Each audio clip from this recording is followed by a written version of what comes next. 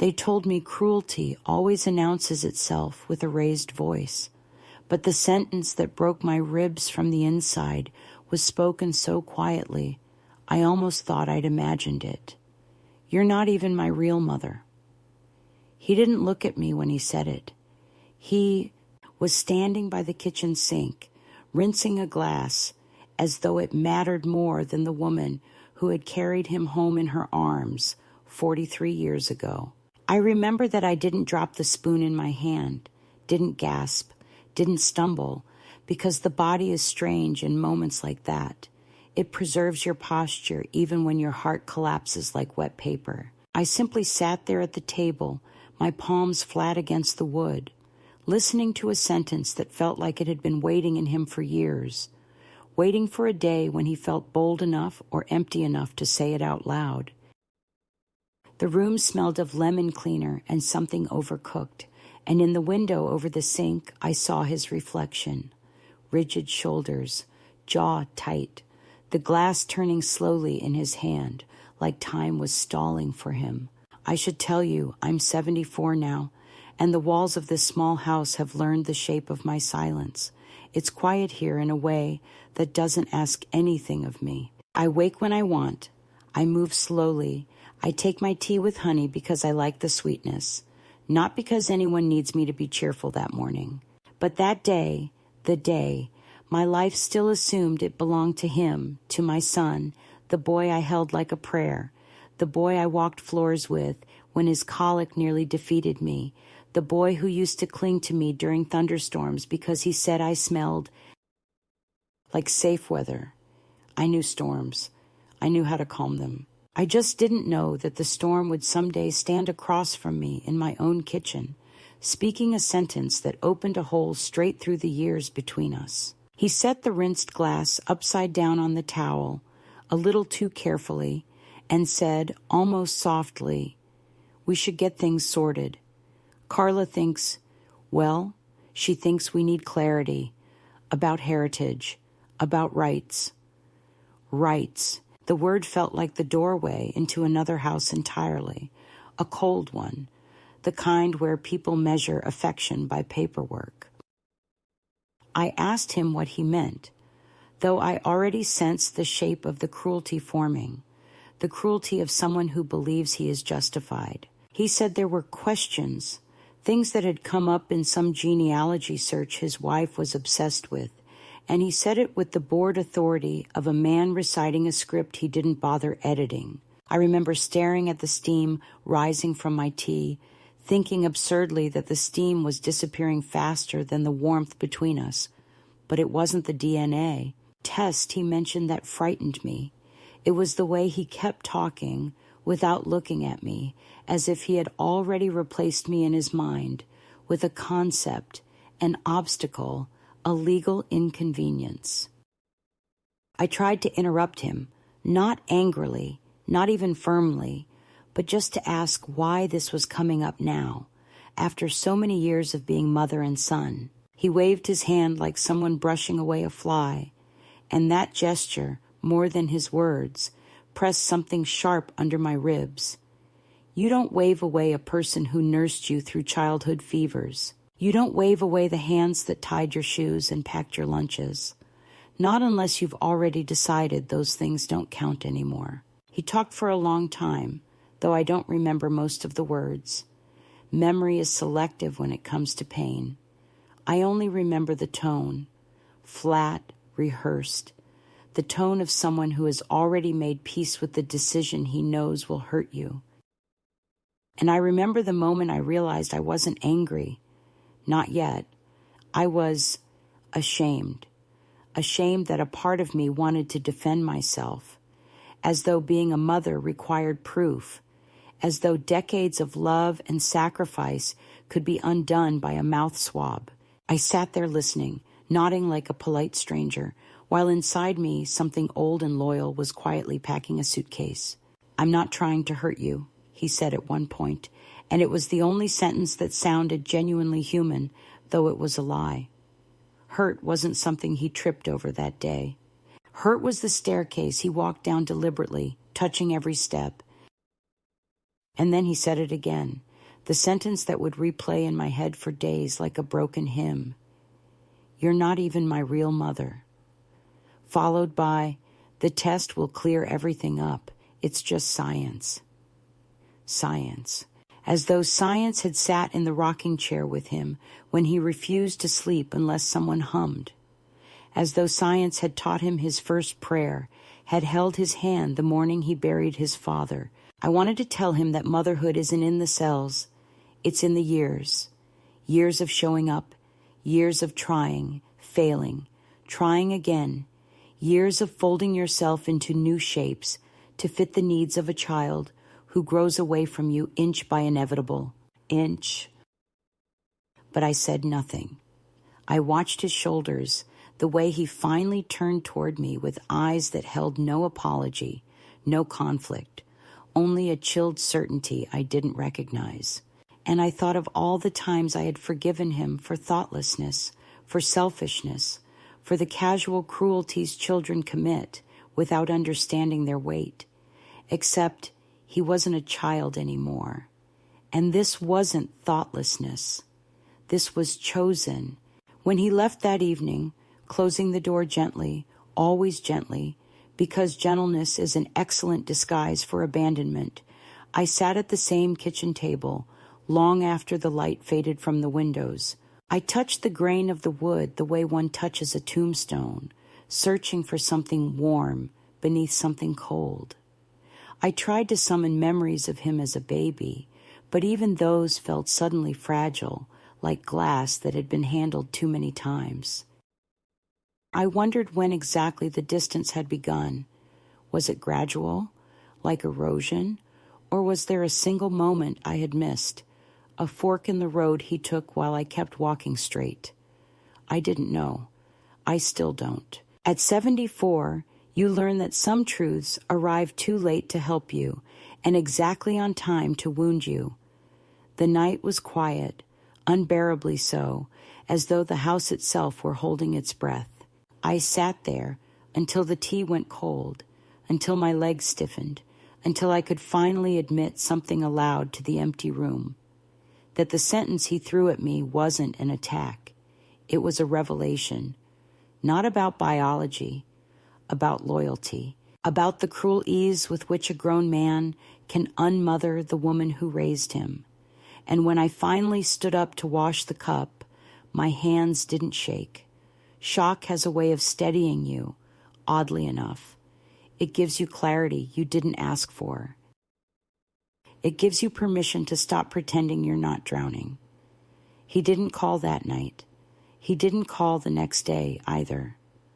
I kept the phone by the window anyway, the old habit of a mother who believes in her child past the point of reason. But by the third day, I understood. The silence wasn't accidental. It was the beginning of something, the beginning of the unraveling, the beginning of a truth I would never have chosen, but would be forced to face.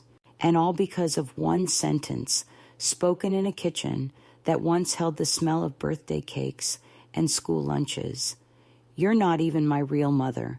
He said it like a verdict, but he didn't realize it was also a door, and that once it opened, nothing he tried later would ever close it again. He called on a Thursday morning, the kind of morning when the sky hangs low and heavy like a damp cloth, the kind where even the birds sound tired.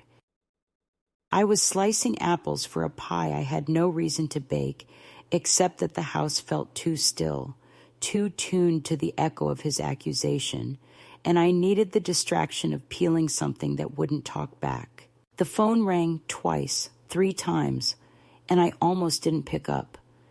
But habit is a stubborn thing, especially the habit of answering your child, no matter the tone, no matter the hour.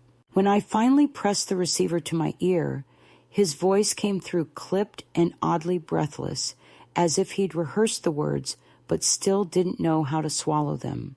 He asked if I had a moment, an absurd question after 40 years of him taking every moment I had without needing to ask. I said yes because mothers say yes, even when they shouldn't. And then he said it. The test results had come in. For a second, everything in me stopped.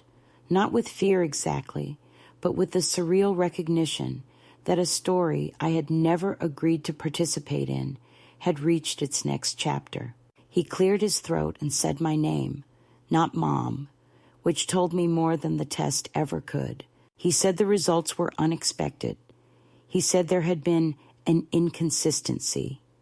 He said the words like he was reading them off a chart, like they belonged to a patient he had no emotional investment in. He hesitated then, and I imagined him standing in his spotless kitchen, Carla nearby pretending not to listen, the two of them waiting for my voice to crack or break or plead. And when I didn't, he filled the silence by clarifying the inconsistency, 0% relation, 0, the kind of number that erases everything before it, a number that doesn't care about lullabies or scraped knees, or the way I once sat on the floor with him for 3 nights straight during a fever that terrified me into prayer. Science doesn't memorialize devotion. It just prints decimals and percentages on white paper. He asked if I was sitting down, and I almost laughed because I'd been sitting for days, sitting in my own life like a guest afraid to touch anything. I told him I was fine, and he, mistaking composure for confusion, began to explain how rare but not impossible it was that records from that hospital had errors, that perhaps there had been a mix-up, that these things happen, though the tone he used suggested that what he truly meant was not that accidents happen, but that I must have known all along and was now being caught. He kept talking in circles, justifying each new layer of disbelief with a new technical term, until finally I said his name gently, the way you say someone's name when you want them to remember the softness of their childhood. He went silent. I told him I heard him, that I understood what the paper said, that I did not need him to repeat the numbers. He let out a breath that sounded too much like relief, and in that release I heard the truth that had been crouching behind all his words. He'd been hoping for this, or, if not hoping, then welcoming. The test had not shattered something he valued. It had validated something he'd already felt. He said he was coming over to discuss next steps, and I felt my entire body resist without moving an inch. Next steps, as though our relationship were a business matter that needed restructuring, as though motherhood were a contract he could review and reopen with a better attorney. I told him no, not now, not today. He sounded surprised, even irritated.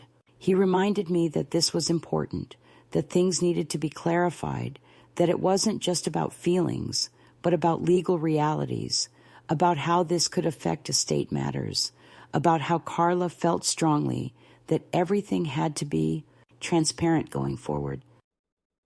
Transparent. I pictured her thin smile, her pastel-colored notepad, her way of speaking to me like I was an elderly neighbor she was obliged to check in on. I imagined her handwriting already forming lists, assets, accounts, property, obligations. The thought of those hands touching anything of mine, even hypothetically, filled me with a calm, sharp clarity I hadn't felt in years. I told him again that today wasn't the day. He insisted, and when I didn't yield, his voice shifted, just slightly but unmistakably. He dropped the polite pretense and asked if I was being difficult, a word he used when he wanted to remind me that age is something he could weaponize. I sat there with my hand resting on the half-peeled apple and realized that the child who once clung to me during thunderstorms now spoke to me like a stranger negotiating terms of surrender. I told him we could speak later. He reminded me that he had every right to know the truth about his origins, and that I needed to be cooperative. The word stung more than anything else he'd said. Cooperative. You ask a witness to cooperate. You ask a suspect. When I hung up, the house seemed to tilt, not in a dramatic way, but in the subtle shifting of something fundamental. I stared at the apples on the counter, their pale flesh oxidizing slowly, turning the color of old bruises. I realized I'd been holding my breath. I realized the pie no longer mattered.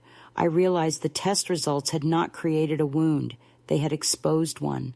A wound that had been forming quietly, secretly, like a crack beneath wallpaper, visible only when the right angle of light finds it.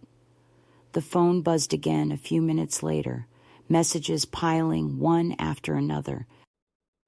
Carla's tone was varnished with false concern, telling me that they understood this was emotionally complicated for me, that they were there for me, that they just wanted to understand where they all stood, and that the sooner things were clarified, the sooner matters could be resolved. It sounded like the language people use when discussing disputed property lines or water damage, not mothers. I turned the phone face down on the table.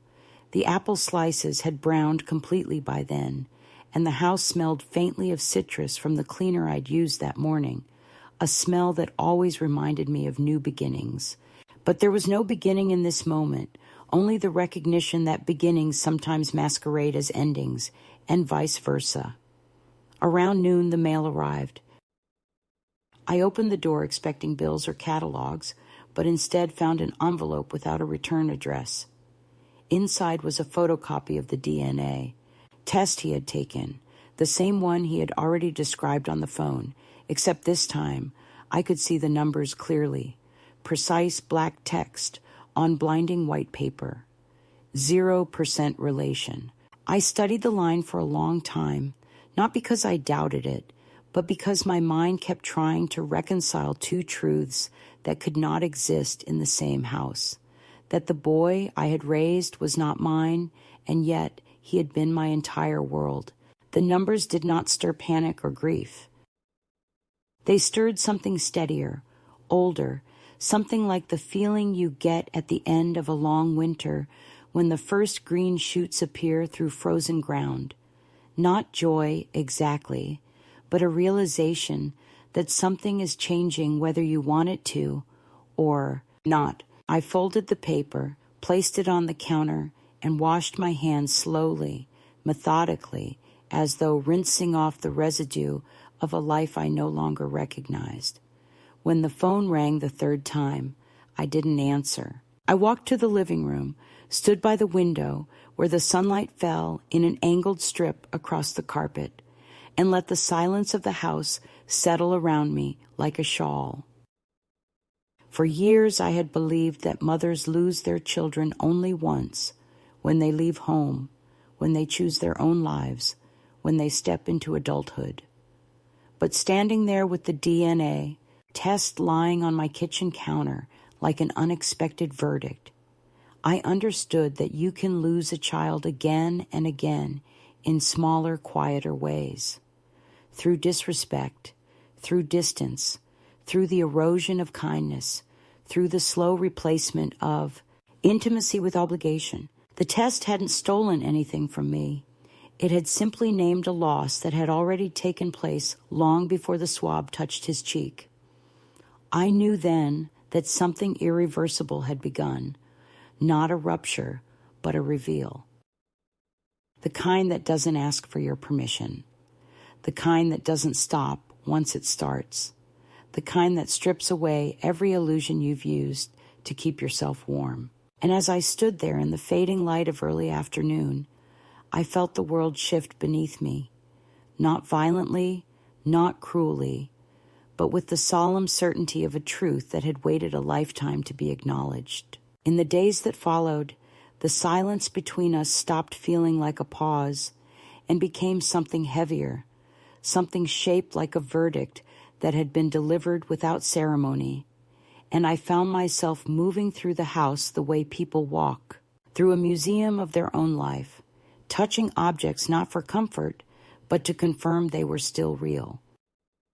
The test results lay on the counter for 2 days before I finally slipped them into a drawer, not because I wanted to hide them, but because I couldn't bear their flat certainty staring back at me while the rest of my memories shimmered with the warmth of decades. I thought he might come by unannounced, as he used to when he needed something. Tools, old tax documents, the slow kind of reassurance only a mother can give even to a grown man. But he didn't, and his absence felt not like distance but like a rehearsal for a new life in which I existed only as a footnote or an unresolved legal inconvenience.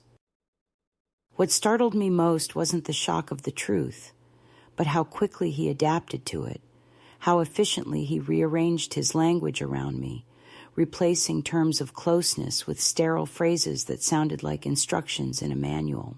The next time he called, his tone was strained with politeness, the kind people use when they're trying to maintain the illusion of goodwill while ensuring no emotional responsibility seeps through.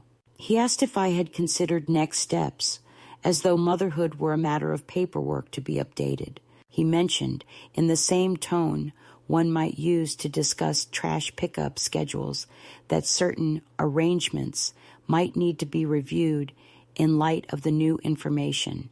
And when I didn't respond right away, he filled the silence with a cough, followed by a thinly veiled reminder about the house, about my will, about his future obligations. I listened to that word roll around like a marble in an empty drawer and wondered when exactly I had become a burden rather than a bloodline. After that call, his messages changed tone. They became shorter, clipped, factual, each one written with the efficiency of someone crossing off tasks on a list. He asked whether I was eating well, which would have sounded tender if not followed immediately by a question about my insurance policy. He asked if I needed help around the house, and before I could even feel the warmth of what might have been concern, he added that it was important to stay ahead of potential issues. I imagined him in his immaculate home, drafting these messages with Carla leaning over his shoulder, both of them evaluating every word, not for kindness, but for potential complications. And I realized in a slow, twilight-colored way that I was no longer being spoken to as a mother, but as a woman whose life had become administratively interesting. Carla began calling too, though she seldom left voicemails. She preferred texts, polished, punctuated, impersonal. She asked if I needed groceries, though she didn't suggest bringing them herself. She mentioned an article about aging parents and estate planning, and added a link as if to soften the suggestion with research. She asked if I wanted to come over for dinner, but the invitation was followed by a note about needing to discuss open questions regarding inheritance, which made the offer feel less like hospitality and more like a summit meeting before an audit. I declined, politely but firmly, and she responded with a little heart emoji and the sentence, "We just want what's best for everyone," which made me laugh, not out loud, not cruelly, but in that quiet way people laugh when the truth becomes too sharp to hold barehanded. The first concrete shift came one Saturday afternoon when I decided to clean the storage room at the back of the house, the room where I kept the boxes of his childhood, drawings with shaky crayons, birthday cards he made by folding construction, paper, the dinosaur figurines he once lined up on the windowsill so I would always know who was guarding the house. I opened the first box and felt a soft ache settle in my chest, not because of what was inside, but because I suddenly understood. Those objects had become artifacts belonging to a relationship that now existed only in memory. I held a little red sweater I'd knitted when he was 3, and instead of imagining him in it, I found myself wondering whether that child had truly been mine at all, or whether I had unknowingly poured love into someone else's beginning, building a foundation that was never meant for me. The thought didn't break me, but it bent something in me, bent it in a way that felt permanent and strangely clarifying. A few days later, he stopped by without warning, not to see me, not exactly, but to pick up a few things he'd left years ago.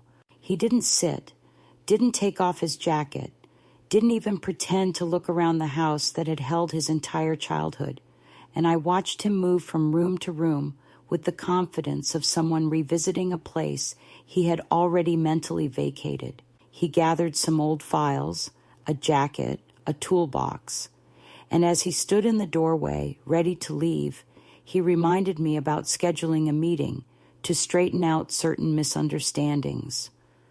Misunderstandings. The word hung in the air like smoke from an extinguished candle. I nodded but didn't commit, and he frowned in a way that told me he wasn't used to his mother having boundaries, let alone enforcing them. He said, "This is important," and I replied, "So am I." And for a moment his face flickered with something like regret or maybe annoyance. It was hard to tell. He left quickly, leaving behind the faint scent of his cologne and the unmistakable feeling that a door had closed, not with a slam, but with a quiet finality that hurt more than any loud ending ever could. After that visit, the pressure increased. He sent me a list of documents he thought I should organize, including mortgage papers, bank statements, and my will.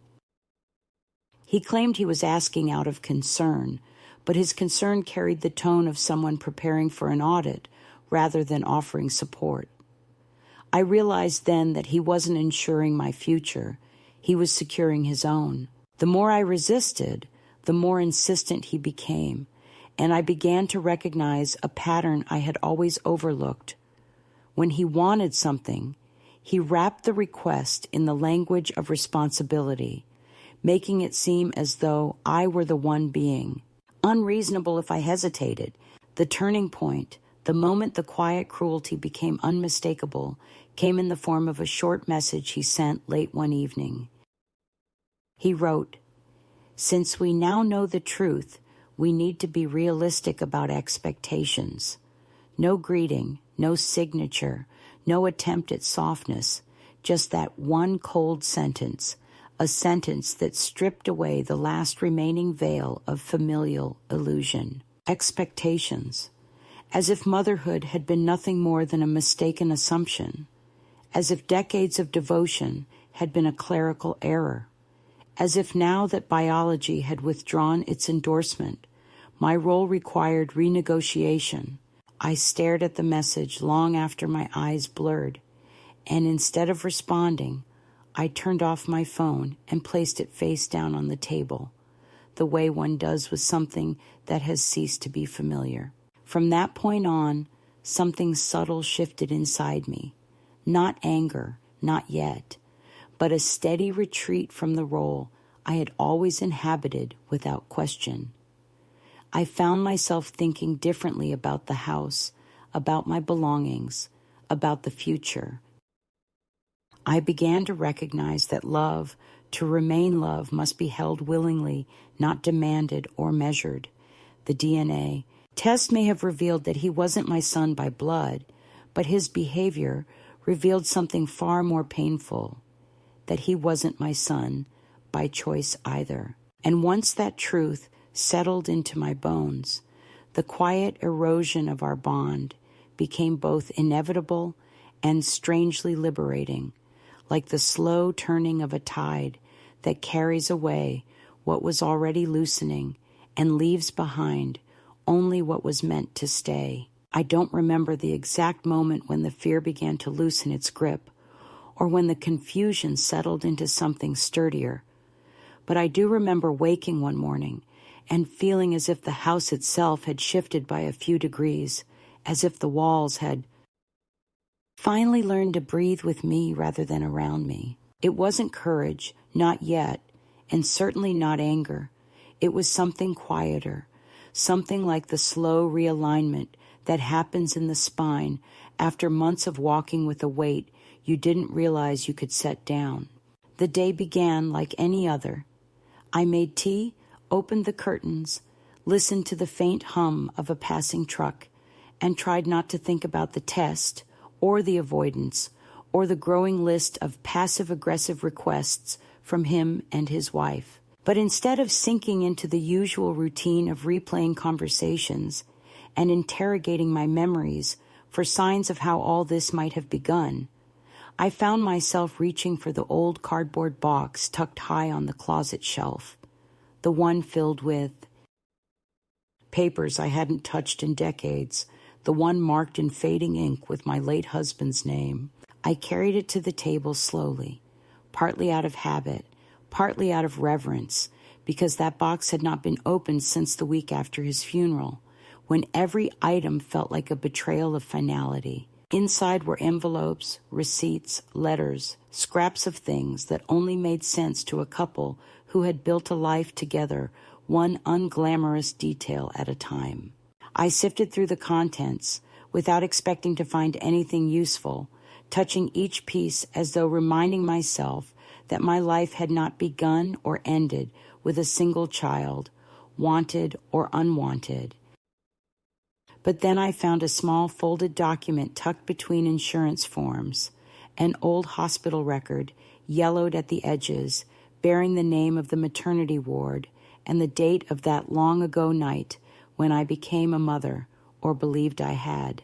The handwriting of the nurse, uneven and hurried, carried a faint smudge of ink where someone had corrected a number. I remembered her. Short hair, tired eyes, the kind of voice that tried to be calm even when it trembled.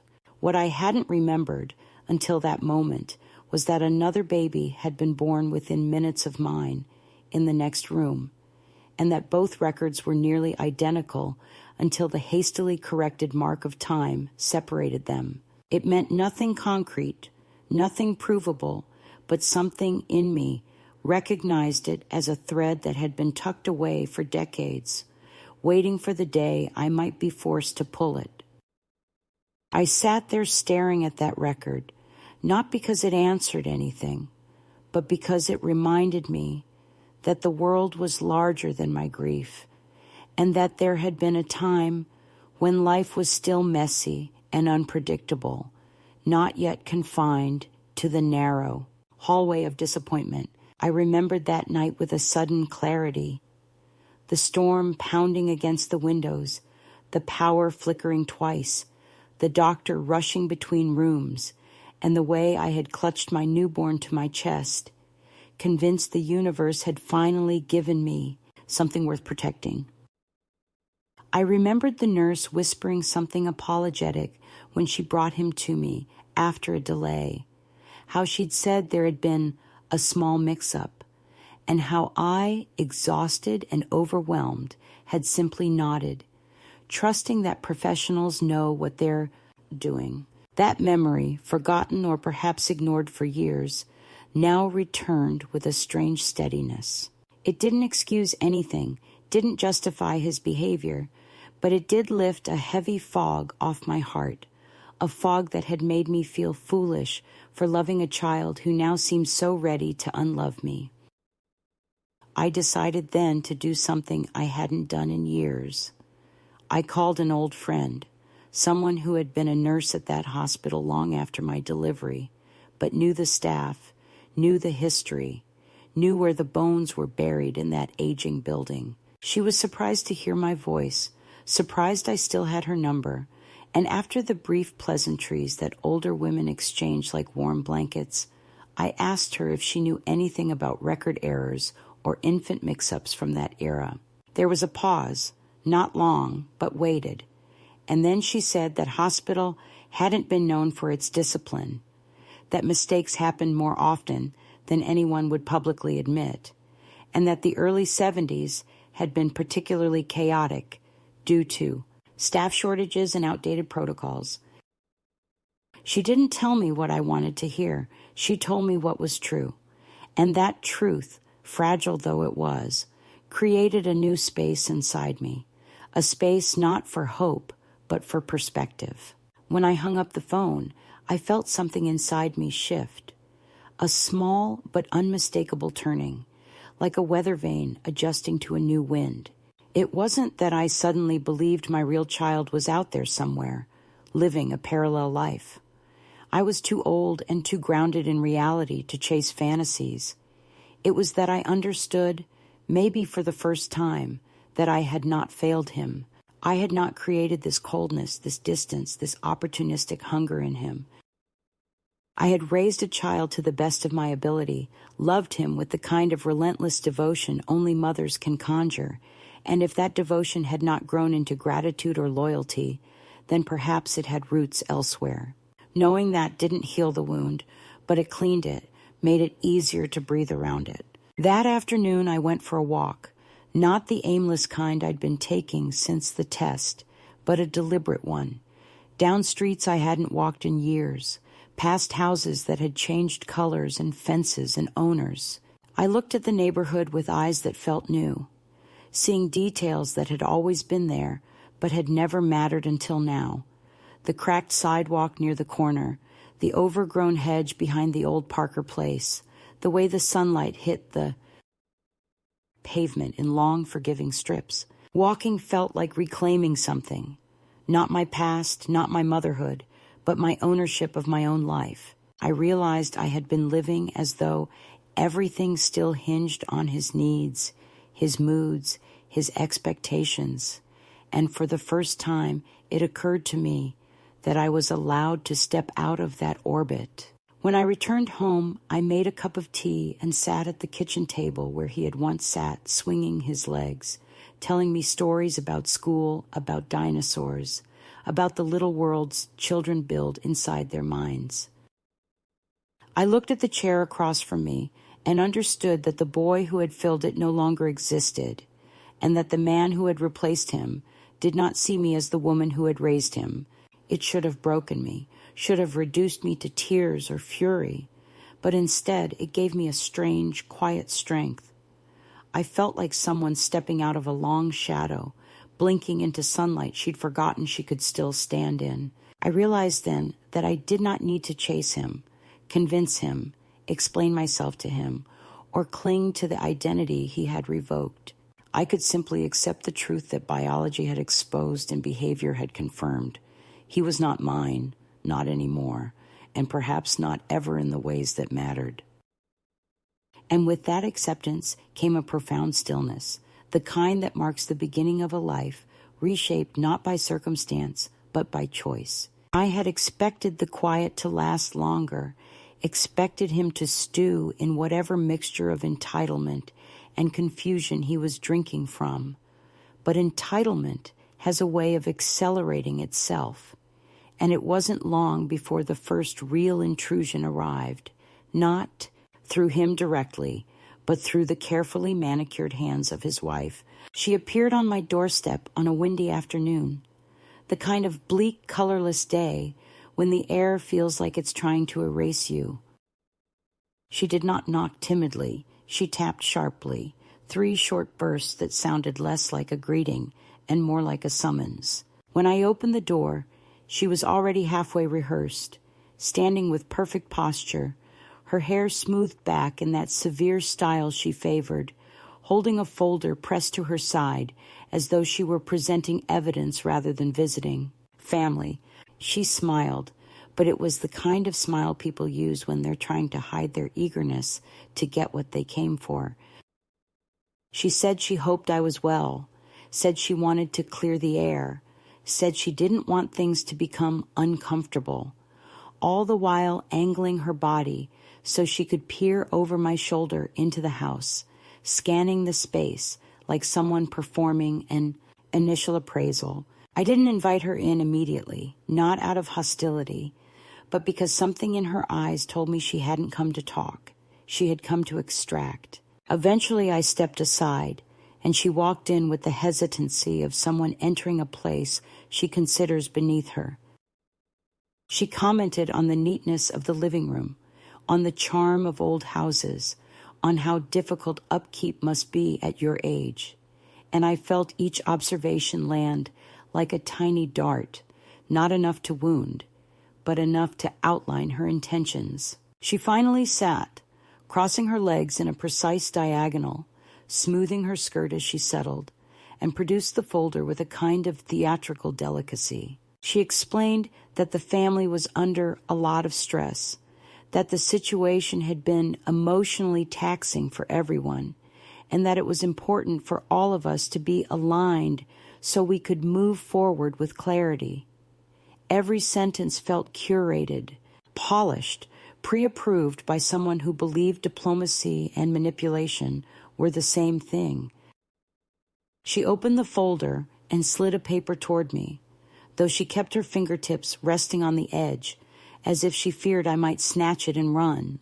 It was a list, an actual printed list, detailing various documents she believed needed review. My will, the deed to the house, my medical directives, the beneficiaries on my accounts. She said it all as though she were offering practical help, rather than attempting to build a legal map that would benefit her in-laws. She repeated 3 times that it was for my own protection, and with each repetition, the phrase sounded less like reassurance and more like a thinly veiled threat. When I asked her why this urgency had suddenly arisen, she delivered her line with a smoothness that suggested she had been waiting to use it.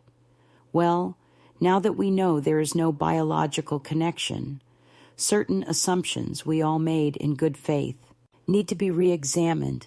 I didn't respond for a long time. I simply watched her, watched the way she perched on the edge of the sofa like someone posing for an advertisement about responsible adulthood, watched how she never fully looked me in the eye, watched how the mask of concern never slipped even once. Finally, I said that I would handle my own documents, and there was no need for her involvement. She didn't argue directly. Instead, she adopted that tone refined women use when speaking to people they consider fragile or slow, explaining that she and my son simply wanted to ensure everything was in order before anything unexpected happens.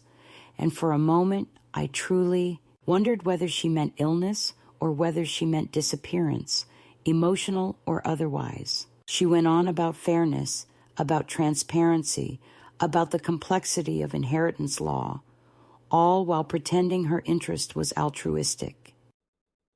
When she finally left, she paused at the doorway and took my hand, lightly, too lightly, and said, "We all just want to do the right thing." I heard the truth beneath it. They wanted to do the right thing for themselves. The next intrusion came in a different form. A letter from my son, delivered by mail rather than text, written with the stiffness of a man who had Googled how to write a concerned but firm message. It began with an apology, so vague it apologized for nothing, then launched into a justification of why the DNA results meant certain expectations had to be reassessed, especially regarding property that had been acquired under certain assumptions.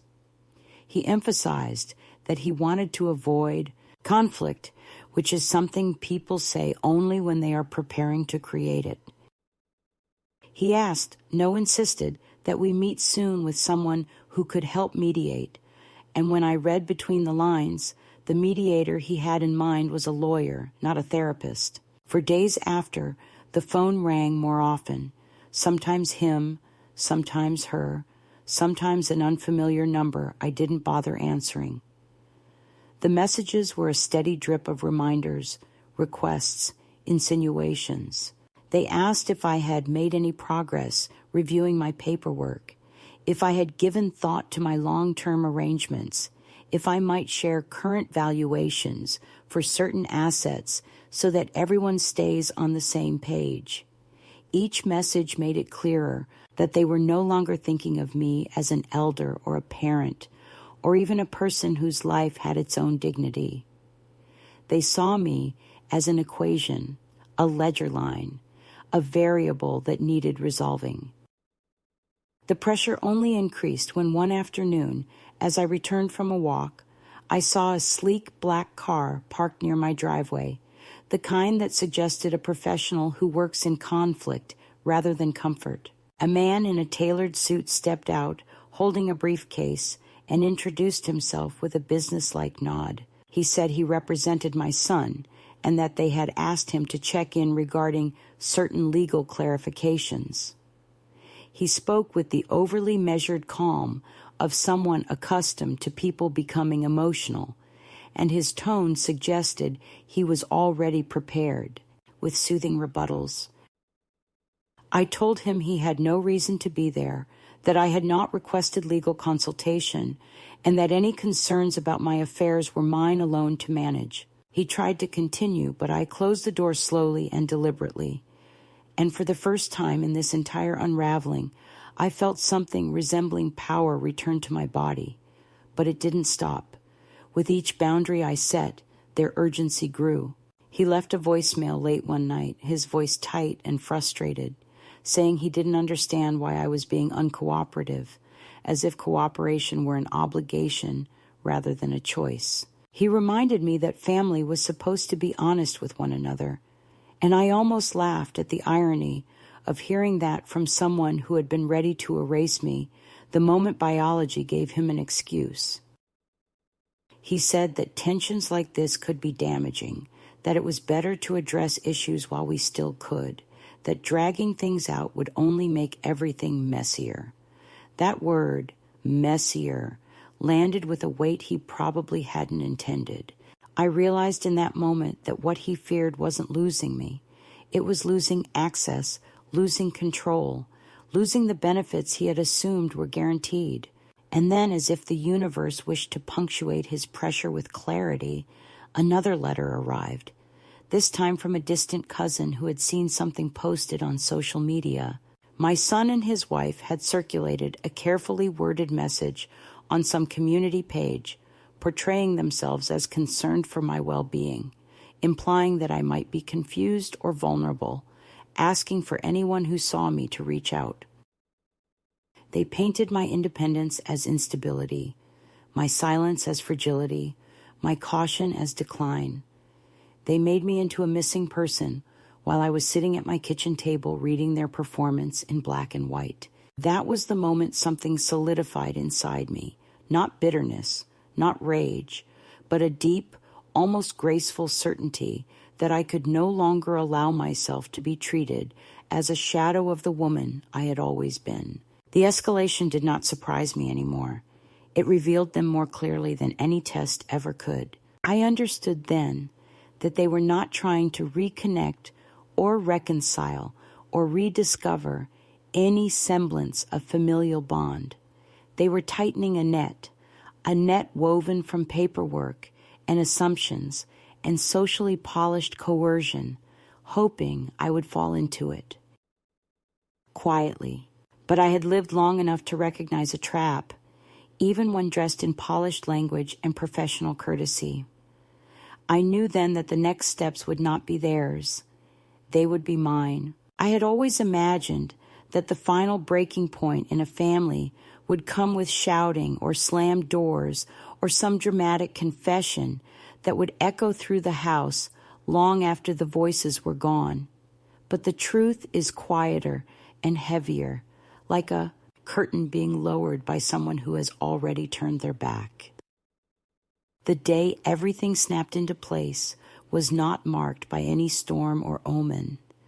It began with an unusually calm morning, almost unnervingly gentle, as though the world were stepping aside to give me room to act. I woke before sunrise, made tea without turning on any lights, and watched the narrow stripe of dawn stretch itself across the kitchen wall. I felt neither sorrow nor fear. Instead, there was a clarity so absolute it almost frightened me. A clarity that comes not from sudden inspiration, but from the exhaustion of lying to yourself. I understood finally that no conversation with him would save anything. No compromise would restore what had already been hollowed out, and no DNA test had the power to undo the choices he had made long before he sought scientific confirmation of our distance.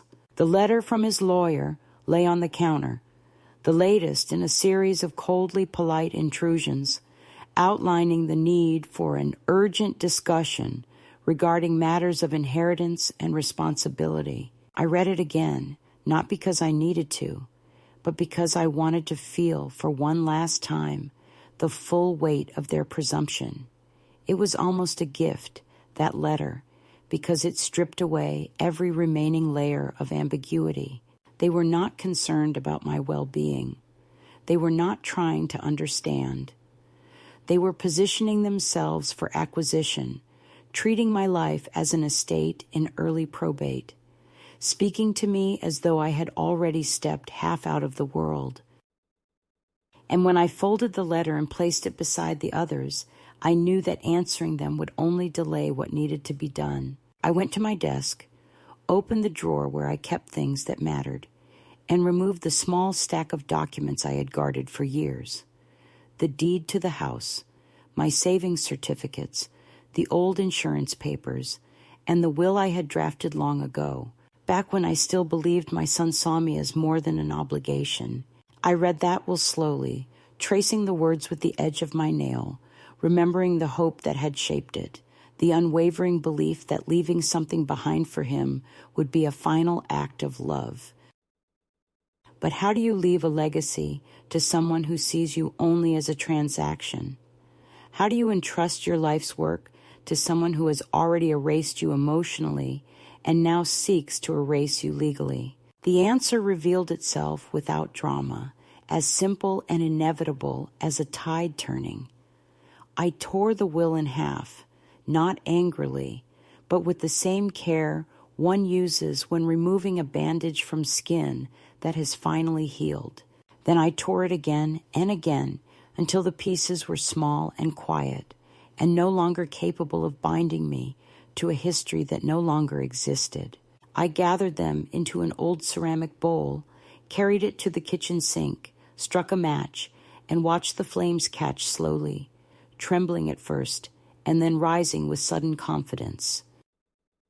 The paper curled inward, shrinking into ash that reminded me of old winters and fireplaces long gone, and I felt no regret, only relief, steady and deep. After the fire died, I washed the bowl carefully, placed it back on the shelf, and sat down to draft a new will, one that belonged to the woman I was now, not the mother I had once tried to be. I left nothing to him, not out of vengeance, but because inheritance is not a birthright when the birth itself was never mine to give. Instead, I assigned the house to a local women's shelter, a place that had quietly sustained lives far more fragile than mine. I allocated a portion of my savings to a scholarship fund for young mothers who had no support system. And I set aside a modest sum to the child of a neighbor who had been the only person in recent years to bring me groceries during a bad winter without expecting gratitude in return. Each decision felt like a stitch pulled tight in a tear that had been widening for too long, and when I signed my name at the bottom, my hand did not tremble. When the papers were completed, notarized, sealed, and tucked into the bank safe where no eager hands could reach them, I wrote one more document, a letter to his lawyer. Not a plea, not a justification, simply a statement of fact. I wrote that I was of sound mind, that I required no guidance, no intervention, and no monitoring, and that any further attempts to pressure me regarding my estate or personal affairs would constitute harassment. I added that I had secured independent legal counsel and that all future correspondence should be directed through them. The letter was firm, unembellished, and final, and sealing it felt like closing a chapter I had been too frightened to finish. Later that afternoon, he came by without warning, perhaps sensing that something had shifted beyond his control. He knocked with the impatience of someone who believes they have been wronged, and when I opened the door, he looked at me with that mixture of frustration and bewilderment that only the entitled display when the world does not bend to their will. He began speaking immediately, insisting we talk, insisting things had gone too far, insisting that I was being influenced or confused or manipulated, as though the only explanation for my newfound strength must be some external force. I let him speak, Let him unravel his practiced argument. Let him pace the porch with the same restless energy he'd always had when he felt cornered. And then, when he finally paused long enough to take a breath, I told him the truth with a calmness that startled even me. I told him I knew who he was now, not because of a test, but because of the way he had behaved once the test gave him permission. I told him that motherhood had never been about biology, that it had been about showing up, about loyalty, about love that did not come with conditions or clauses. I told him he had made his choices, that I had finally made mine, and that I was not angry at him, because anger implies expectation, and I had none left. His face shifted through a spectrum of emotions: shock, offense, disbelief, something like fear. And for a moment, I saw the little boy he once was, the child who had needed me before he learned to need only himself. But that boy was gone, and the man standing before me was a stranger who believed he had the authority to rewrite the terms of our relationship. When he demanded to know what I had done, what documents I had changed, what decisions I had made, I simply told him that my affairs were no longer his concern. He raised his voice then, not in rage but in desperation, the kind a person feels when losing something they assumed they already owned. But I didn't flinch. I told him the truth that would end everything between us with the precision of a final cut. You tried to unmother me. Now I am simply returning the gesture. He stepped back as though I had struck him, but I felt no triumph, only a profound, quiet peace. He left without saying goodbye, without looking at me, and I watched him walk to his car, shoulders stiff, pace quick, the certainty of victory gone from his stride. I closed the door gently, leaned my back against it, and felt the weight of years lift from my chest, as if someone had finally loosened their grip. The house was silent again, but this time the silence didn't feel like abandonment. It felt like freedom. In the weeks that followed, the house settled around me in a way it hadn't done in years, as if it too had been holding its breath during all the doubts and demands and whispered pressures that had seeped into its corners. I found myself reclaiming small routines with a gentleness I hadn't known I needed, waking before sunrise to watch the early gray soften into pale gold, sorting through old drawers not to preserve memories, but to release them, and taking long walks through quiet streets where no one expected anything from me. There was a strange freedom in moving through my days without the constant hum of his expectations, and I realized how long I had lived inside the shadow of a role that had been taken for granted until it became a kind of cage. The silence he left behind was no longer an accusation. It was space, and space, when accepted slowly, becomes something like peace. Occasionally I would catch myself thinking of him suddenly, not with longing or anger, but with a vast, calm distance, like remembering a story that once belonged to another lifetime. I wondered whether he told anyone what had happened, whether he spun a version where he was the wounded party, the son betrayed by a woman who had deceived him. I wondered whether he felt any grief, or whether the loss of me was nothing more than the closing of a file he no longer needed. But those thoughts came and went like passing clouds, never lingering long enough to disturb me, because something in me had understood, irrevocably, that love cannot be sustained by only one set of hands, and that to mourn someone who has already stopped seeing you is a form of self-erasure I no longer had the energy to perform. Life grew quieter but wider. I planted herbs in the garden, filling the soil with rosemary and sage, their scents rising each morning like small blessings. I baked bread again, not because anyone was coming to visit, but because the warmth of the oven reminded me that comfort could still exist without an audience. On Sundays, I sat by the window with a book I barely read, letting the light rest on my lap like a soft animal, and found that the absence of chaos was not emptiness, it was restoration. I did not wait for the phone to ring. I did not anticipate footsteps on the porch. I let the world be as it was, and slowly my mind stopped replaying conversations that could never be repaired. One afternoon, while sorting old photographs, I came across an image of him as a child, laughing with his whole face, his arms thrown around my neck as if he believed I was the safest place in the world. I studied the photograph for a long time, not searching for resemblance or signs or answers, but feeling instead the tenderness I had once given so freely. I realized then that nothing in that picture had been false. The love I gave had been real. The moments had been real. And even if his heart had drifted to a place I could no longer reach, it did not erase the truth of who I had been to him once. It was possible, I discovered, to honor the past without dragging it into the present like a wounded limb. Months passed quietly until one morning I woke with the certainty that I had come to the end of something and the beginning of something else, though I couldn't yet name it. I made tea, wrapped myself in a shawl, and stepped outside.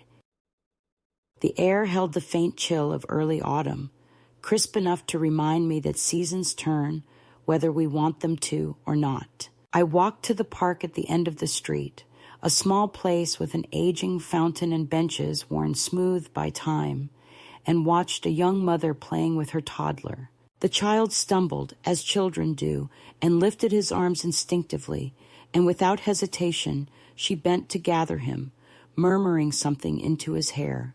There was no tension in the gesture, no calculation, just that effortless, instinctive connection that needs no proof, no signatures, no DNA. It was motherhood in its purest form, uncomplicated and immediate, and watching it did not wound me. It reminded me that what I had given to him and to life had been real, even if it was no longer received. As I walked home, I felt an unexpected lightness in my chest, a kind of internal unburdening that had nothing to do with forgiveness and everything to do with release. I understood then that I had spent too many years measuring my worth through a relationship that had grown sour long before I had the courage to name it. I was done with that. I had survived the truth, endured the unraveling, made choices he never expected me capable of, and I had built for myself, in the quiet aftermath, a life that did not rely on being anybody's mother to be worth living. And when I reached my front door, when I placed my hand on the familiar brass handle, worn smooth by decades of coming and going, I whispered something into the cool afternoon air, something I wished another woman, somewhere, would hear, that sometimes you do not lose a child. Sometimes you simply stop losing yourself to someone who never saw you as more than a stepping stone toward their own comfort. And in that realization, there is not loneliness, but a powerful, steady peace.